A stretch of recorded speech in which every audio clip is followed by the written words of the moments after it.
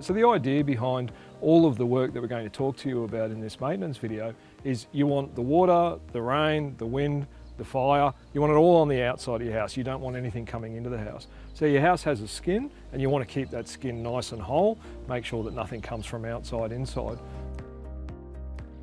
Cyclones bring extreme wind and rainfall can go horizontal during those sort of events. And we're looking for gaps between things like air conditioning and wall cladding, between windows and wall cladding, and we're looking for gaps in the wall cladding as well, so between adjacent sheets. Fire embers can actually blow in there as well, get into the timber framing and start a fire unseen. Look for gaps and you're closing the gaps up. There is a crack at the top of the window there. The wind can actually push water through into those cracks, taking it to the inside linings. So just seal the cracks and paint over. What we have here is an unpainted section of concrete block. Concrete blocks are quite porous and allow moisture to enter. A good quality paint will stop the water getting through the concrete block. We have a ventilation panel, and during a bushfire event, it is possible that fire embers can enter through there. So a permanent fire ember mesh over the vent would be a good opportunity. We're just looking for subfloor areas too. We are in a bushfire area here, so that is a big open space for fire embers to get in underneath. That can actually start a fire underneath the house. So we're looking for fire mesh in that sort of area on the prevailing side of the building. Underneath here you have gaps, and that's where the embers can go in. So all this stuff really should be tidied up and moved away from the shed.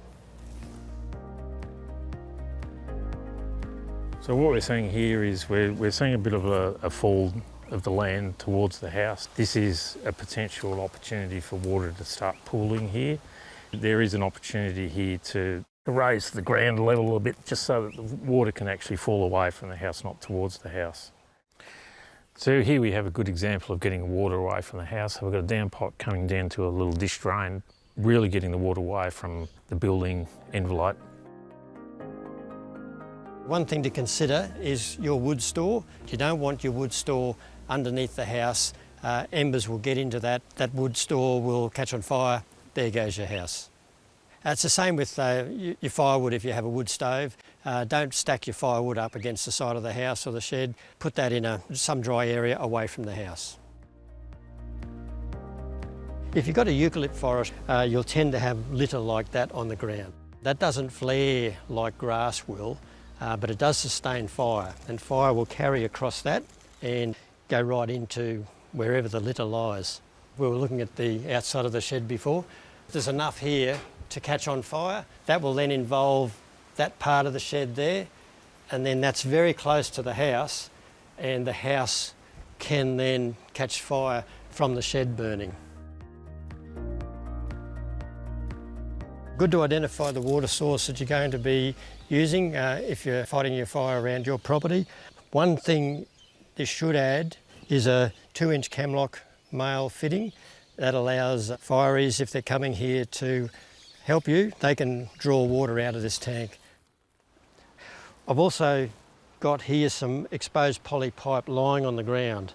I believe this is the water line to the house. This is obviously vulnerable to fire. This pipe will burn, and if that happens, you've lost your water pressure to the house and you've got nothing to defend the house with. So this really needs to be buried and protected. Saving your water is one of the most important things.